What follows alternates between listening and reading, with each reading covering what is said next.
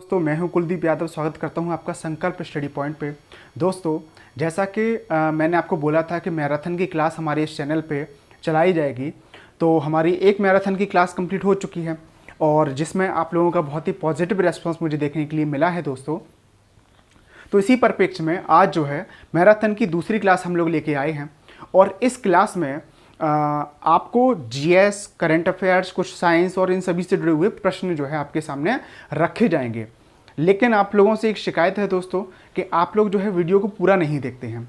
जब तक आप वीडियो को पूरा नहीं देखेंगे तो इस वीडियो को बनाने में जो हम लोगों ने मेहनत की है, इस वीडियो में जो हम लोगों ने इम्पोर्टेंट चीज़ें रखी हैं जो आपके पेपर के लिए उपयोगी हैं, तो वो आप लोगों तक कैसे पहुंच पाएंगे दोस्तों। ठीक है दोस्तों, तो आपसे गुजारिश है कि आप इस वीडियो को पूरा देखिए और अपने दोस्तों को शेयर कीजिए इस वीडियो को, और चैनल को सब्सक्राइब कीजिए और करवाइए अपने दोस्तों को, और वीडियो को लाइक कीजिए। और इसके साथ ही साथ अगर आप यूपी टेट की तैयारी कर रहे हैं और आपको ईवीएस की वीडियो चाहिए, तो ईवीएस वाली जो प्लेलिस्ट है उसमें आप जाइए, वहाँ पर आपको जो है ईवीएस की वीडियो मिल जाएंगी आपको, जिसमें हम लोगों ने बहुत अच्छे से बायोडाइवर्सिटी को कंप्लीट किया है कल ही, और आने वाले जो हमारे टॉपिक होंगे उन पर भी हम बहुत अच्छे से काम कर रहे हैं। ओके दोस्तों, तो स्टार्ट करते हैं। तो पहला हमारा क्वेश्चन है कि निम्नलिखित को कालक्रम के अनुसार व्यवस्थित कीजिए। कालक्रम के अनुसार किसको व्यवस्थित करना है? मोहम्मद शाह, जहांदार शाह, आलमगीर सेकंड और अहमद शाह। तो देखिए दोस्तों, जब औरंगजेब की मृत्यु होती है मुगल काल में, मुगल डायनेस्टी में, तो होता क्या है कि जो मुगल डायनेस्टी थी, मुगल वंश था, उसमें अस्थिरता फैल गई। क्योंकि होता क्या है कि औरंगजेब के बाद में कोई ऐसा जिम्मेदार या कह सकते हैं ऐसा कोई लायक राजा हुआ ही नहीं उनके बाद में कि जो उस पूरी डायनेस्टी को कंट्रोल कर सके। तो इसीलिए उस बीच में बहुत सारे राजा हुए मुगल वंश के ही से जुड़े हुए, ठीक है। लेकिन वो उनमें से कोई भी राजा जो है वो ज़्यादा समय तक उस मुगल काल को व्यवस्थित नहीं कर सका। ठीक है दोस्तों, तो उन्हीं का कालक्रम हमसे पूछा गया है। तो पहला है आपका मोहम्मद शाह, दूसरा है जहांदार शाह, तीसरा आलमगीर सेकंड और चौथा है अहमद शाह। तो इनमें सबसे पहला है आपका जहांदार शाह। इनका जो टाइम पीरियड था वो 1712 से 1713 तक था। इसके बाद हमारा आता है मोहम्मद शाह, 1719 से लेकर 1748 तक इनका टाइम पीरियड रहता है। वहीं अगर हम लोग आगे देखें, इसके आगे हुए थे आपके 1748 से 1754 तक कौन हुए थे? अहमद शाह। और अहमद शाह के बाद में जो राजा बने या सुल्तान बने वो थे आलमगीर सेकंड, 1754 से 1759 तक। तो इनमें सबसे पहले नंबर पे कौन आता है? जहांदार शाह। सेकंड नंबर पे आते हैं मोहम्मद शाह, जिनको रंगीला राजा भी कहा जाता था, जो राज दरबार में जो है महिलाओं के कपड़े पहन के आते थे। तीसरा था आपका अहमद शाह और चौथा था आपका आलमगीर सेकंड। तो अगर इसके हिसाब से हम लोग देखें तो BADC, तो हमारा BADC कौन सा है आपका? सेकंड वाला। ठीक है दोस्तों, आगे बढ़ते हैं। रियासत और शासक। तो रियासत और शासक, ये क्वेश्चन हमारा पूछा गया है कि जब अलाउद्दीन खिलजी की जब सेना थी, उन्होंने जब दक्षिण भारत पर आक्रमण किया, तो उस टाइम कौन कौन से राज्य में कौन कौन से शासक जो है राज करते थे। तो देखिए दोस्तों, पहला हमारा क्रम दिया गया है देवगिरी शंकर देव, वारंगल रामचंद्र देव, होयसल बीरबल्लाल और मदुरा बीर पांड्या।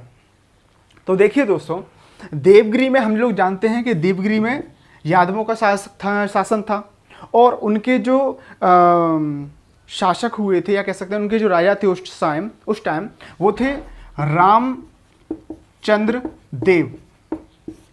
और अलाउद्दीन खिलजी की सेना ने इनको मार दिया था और उनके बेटे शंकर देव को वहाँ का राजा बना दिया था। तो पहला हमारा था देवगिरी। तो देवगिरी के कौन से हैं? शंकर देव, जो कि हमारा सही है।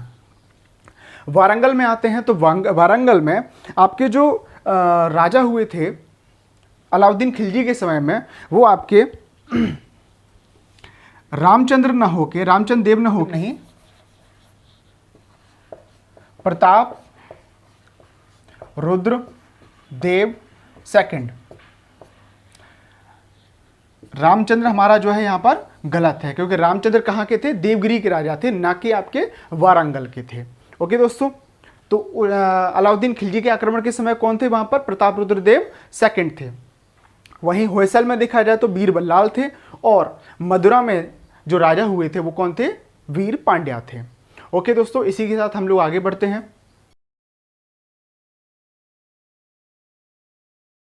आगे आते हैं हम लोग दोस्तों।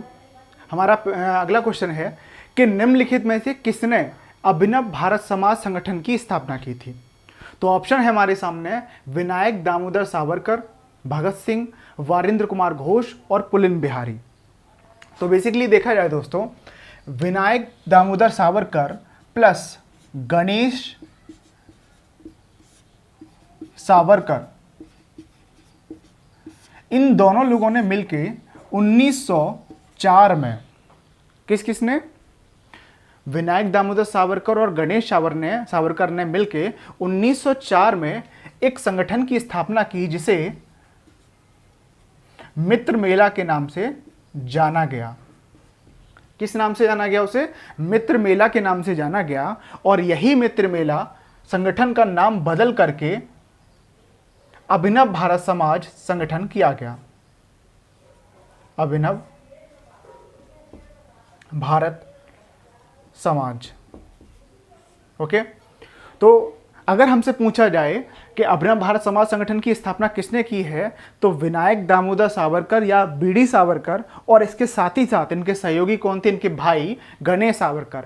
और इसकी स्थापना कब हुई थी? 1904 में हुई थी। किस नाम से? मित्र मेला के नाम से, जिसको बाद में बदल करके अभिनव भारत समाज नाम दिया गया था। इसके साथ ही साथ इसमें एक और क्रांतिकारी का नाम शामिल है, जो है भगत सिंह। भगत सिंह जिस संगठन से जुड़े हुए थे उसका नाम था HRA। क्या नेम था इसका? HRA, Hindustan Republican association. लेकिन जब इस HRA के ये सदस्य थे और इन्होंने अपना जो संगठन था जिसका नाम था नौजवान भारत संघ, नौजवान भारत सभा, नौजवान भारत सभा, तो भगत सिंह ने जो HRA के ये सदस्य थे और इनका जो संगठन था नौजवान भारत सभा, इन दोनों का जब मर्ज कर दिया 1928 में, 1928 में, तब इस संगठन का नाम हो गया था HSRA, Hindustan socialist Republican association. Okay दोस्तों, तो HSRA की स्थापना कब हुई है? 1928 में हुई है। और नौजवान भारत सभा के संस्थापक कौन थे? वो भगत सिंह थे। और इसके साथ ही साथ भगत सिंह किस संगठन से जुड़े हुए थे? तो HRA से थे, हिंदुस्तान रिपब्लिकन एसोसिएशन से थे। ओके दोस्तों, आगे आते हैं। हमारा दूसरा क्वेश्चन है, ये भी हमारी क्रांति से ही जुड़ा हुआ है, 1857 की क्रांति। तो क्वेश्चन ये है कि स्थान और नेतृत्वकर्ता। संबलपुर में नेतृत्वकर्ता का ऑप्शन कौन सा दे रखा है? सुरेंद्र शाही। गंजाम में राधा कृष्ण दंडसेना, कश्मीर में गुलाब सिंह और लखनऊ में लियाकत अली। हम लोगों को क्वेश्चन देखते हुए लग रहा होगा कि इसमें कुछ गड़बड़ है। तो देखिए दोस्तों, संभलपुर में सुरेंद्र शाही सही है, यही थे। गंजाम में राधा कृष्ण दंडसेना, ये भी सही है। कश्मीर में गुलाब सिंह, ये भी सही है। लेकिन लखनऊ में जो 1857 की क्रांति के जो नेतृत्वकर्ता थी, वो नवाब वाजिद अली शाह की पत्नी, क्या नाम था उनका? बेगम हजरत महल थी। बेगम हजरत महल। अच्छा, और अगर पूछा जाए कि ये लियाकत अली कहाँ से थे, तो ये लियाकत अली थे आपके इलाहाबाद से। लियाकत अली कहाँ से थे? आपके इलाहाबाद से थे। ओके दोस्तों, तो संबलपुर में कौन थे? सुरेंद्र शाही। गंजाम में राधा कृष्ण दंडसेना, कश्मीर में गुलाब सिंह और लखनऊ में बेगम हजरत महल। और इसके साथ ही लियाकत अली कहाँ से जुड़े हुए थे? हमारे इलाहाबाद से जुड़े हुए थे। आपसे पूछा जाएगा कि मित्र मेला संगठन की स्थापना कब की गई है? तो 1904 में की गई है। आपसे पूछा जाएगा कि विनायक दामोदर सावरकर और गणेश सावरकर दोनों ने मिलकर किस संगठन की स्थापना की? तो मित्र मेला की थी, जिसका नाम बदल करके क्या कर दिया गया, अभिनव भारत समाज संगठन कर दिया गया था। आपसे पूछा जाएगा कि नौजवान भारत सभा के संस्थापक कौन थे, तो कौन थे, हमारे भगत सिंह थे। ठीक है दोस्तों, आगे बढ़ते हैं हम लोग। चलिए दोस्तों, तो हम लोग अपने प्रश्नों की सीरीज को शुरू करते हैं, मैराथन को स्टार्ट करते हैं। तो अगला हमारा प्रश्न है कि निम्नलिखित में से कौन सा भारत का सबसे ऊंचा जलप्रपात है। अगर तो हमारे ऑप्शन है जोग जलप्रपात, कुंचिकल, राकिम कुंड या केवती प्रपात। ठीक है, तो अगर हमारे भारत में सबसे ऊंचे जलप्रपात की बात की जाए तो भारत का सबसे ऊंचा जलप्रपात जो है वो कुंचिकल है, जिसकी ऊंचाई 455 मीटर है और जो कर्नाटक राज्य में स्थित है। इसके साथ ही जोग जलप्रपात, इसकी जो ऊंचाई है वो है 253 मीटर, 253 मीटर, और यह भी आपके कर्नाटक राज्य में स्थित है, कर्नाटक राज्य में स्थित है। वहीं अगर राकिम कुंड की बात की जाए तो राकिम कुंड जलप्रपात जो है इसकी ऊंचाई है 168 मीटर और यह बिहार में स्थित है। वहीं केवती प्रपात जो है आपका, इसकी ऊंचाई जो है आपकी 98 मीटर है और यह एमपी में स्थित है। इसके साथ ही आपका एक और प्रपात है जिसको हम कहते हैं नौका लिकाई, नौका लिकाई। ये नौका लिकाई जो जलप्रपात है ये आपका मेघालय में है। कहां पर है, आपका मेघालय में है, और इसकी जो ऊंचाई है वो 340 मीटर है। कहीं कहीं किसी डाटाबेस में ये दिया गया है कि भारत का सबसे ऊंचा जो जलप्रपात है वो आपका नौका लिकाई है मेघालय में, जो कि 340 मीटर ऊंचा है। लेकिन वास्तविक रूप से देखा जाए तो भारत का सबसे ऊंचा जलप्रपात आपका कुंचिकल है, जिसकी ऊंचाई कितनी है, 455 मीटर है। अगर जलप्रपातों को ही लेकर एक क्वेश्चन हमारे सामने आता है कि भारत का ऐसा कौन सा जलप्रपात है जिस पर सबसे पहले हाइड्रो इलेक्ट्रिक प्रोजेक्ट स्टार्ट किया गया था, तो भारत में ऐसा जलप्रपात कौन सा है, तो वो है हमारा शिव समुद्रम जलप्रपात है आपका, जो ये भी कर्नाटक में स्थित है और इसकी जो ऊंचाई है वो हमारी 90 मीटर है। तो सबसे ऊंचा कौन सा है भारत का, वो कुंचिकल है। इसके बाद आपका नौका लिकाई कितना है, 340 है, जो कि आपका मेघालय में है। शिव समुद्रम कहाँ पर है, आपका कर्नाटक में है, 90 मीटर का। राकिम कुंड जो है वो आपका कहाँ पर है, बिहार में, 168 मीटर ऊंचा है। आपका जोग कहाँ पर है, वो भी कर्नाटक में, 253 मीटर ऊंचा है। आपका केवती कहाँ पर है, आपका एमपी में है, जो 98 मीटर ऊंचा है। ओके दोस्तों, इसके साथ आगे बढ़ते हैं। निम्नलिखित राज्यों में से सबसे लंबी तटरेखा किसकी है। तो अगर हमें पता हो तो भारत में कितने ऐसे राज्य हैं जिनकी तटरेखा, जिनकी सीमा समुद्र से छूती है। तो देखिए, आपका सबसे पहला राज्य है गुजरात, महाराष्ट्र, गोवा, कर्नाटक, केरल, तमिलनाडु, आंध्र प्रदेश, उड़ीसा और पश्चिम बंगाल। आपके 9 राज्य हैं। ओके, और इन 9 राज्यों में सबसे लंबी जो तटरेखा हमारी वो गुजरात की है। ओके, तो गुजरात की अगर हम लोग तटरेखा की बात करें तो कितनी है आपकी, ये है आपकी 1214.7 किलोमीटर गुजरात की। वहीं महाराष्ट्र की बात की जाए तो ये 652 किलोमीटर की इसकी तटरेखा है, किसकी, महाराष्ट्र की। आंध्र प्रदेश की बात की जाए तो 973 किलोमीटर आंध्र प्रदेश की है, और वहीं केरल की जो है वो 569 किलोमीटर है। ओके, अगला क्वेश्चन है हमारा, भगवान वेंकटेश्वर का मंदिर किस पहाड़ी पर स्थित है। शेबराय पहाड़ी पर, शेषाचेलम पहाड़ी पर, जवादी पहाड़ी पर या विलीरंगा पर। तो भगवान वेंकटेश्वर का जो मंदिर है वो आंध्र प्रदेश में शेषाचेलम पहाड़ी पर स्थित है। और आंध्र प्रदेश में कौन सा जिला आपका, चित्तूर जिला, आंध्र प्रदेश का चित्तूर जिला में ये स्थित है। इसके साथ ही आपका शेबराय पहाड़ी जो है आपकी, ये तमिलनाडु में पड़ती है। सलेम तमिलनाडु में पड़ती है। जवादी पहाड़ी की बात की जाए तो ये भी आपकी तमिलनाडु में पड़ती है। और विलीरंगा जो पहाड़ी है आपकी, ये कर्नाटक में पड़ती है। ओके दोस्तों, आगे हमसे पूछा गया है भारत की वह नदी जो पश्चिमी घाट से नहीं निकलती है। तो भारत में जो है दो पार्ट हैं दक्षिण भारत के, एक आपका पश्चिमी घाट और पूर्वी घाट। ऐसी कौन सी नदी है जो पश्चिमी घाट से नहीं निकलती है? तो देखिए दोस्तों, गोदावरी, जिसे भारत की गंगा कहा जाता है, दक्षिण भारत की गंगा कहा जाता है। अगला है कावेरी और कबाम। ये तीनों नदियां जो है हमारी पश्चिमी घाट से निकलती हैं, लेकिन ताप्ती जो है हमारी, ये नदी पश्चिमी घाट से नहीं निकलती है। तो इसलिए हमारा आंसर क्या हो जाएगा? ताप्ती। ओके दोस्तों, आगे बढ़ते हैं हम लोग। आते हैं दोस्तों अपने नेक्स्ट क्वेश्चन पे। अगला क्वेश्चन है आपका राज्य व चोटी। केरल दोदा बेटा, नागालैंड नंदा देवी, उत्तराखंड अनाईमुदी, तमिलनाडु सारामती।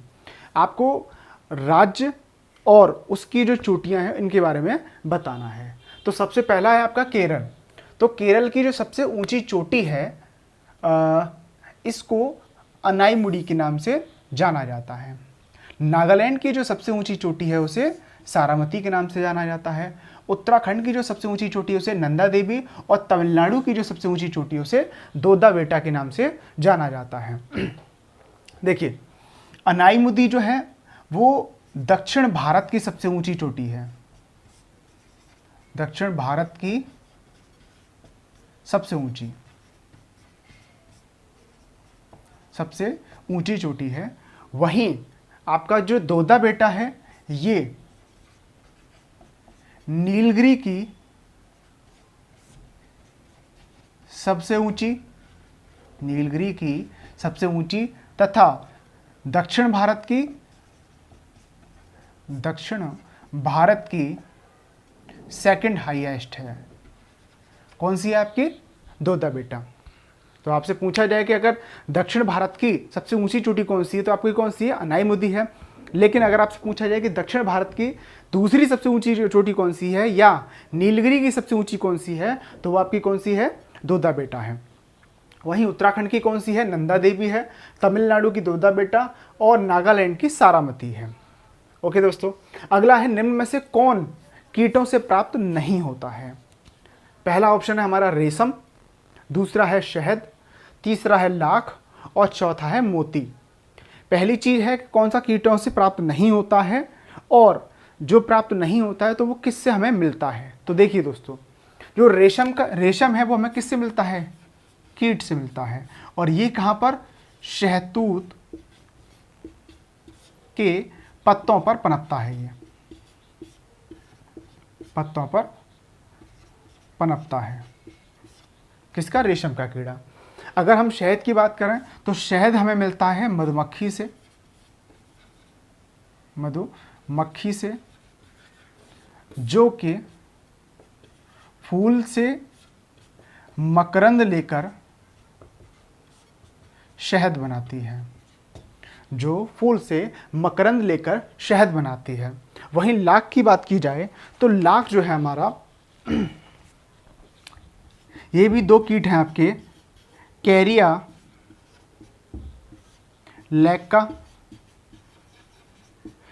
लैक्का तथा दूसरा है आपका लेसिफर लैक्का।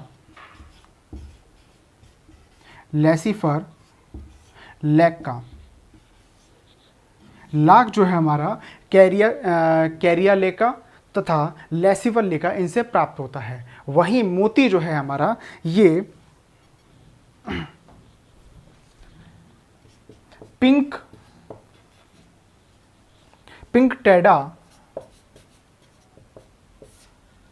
टेडा या इसका अन्य नाम है पर्ल ऑयस्टर।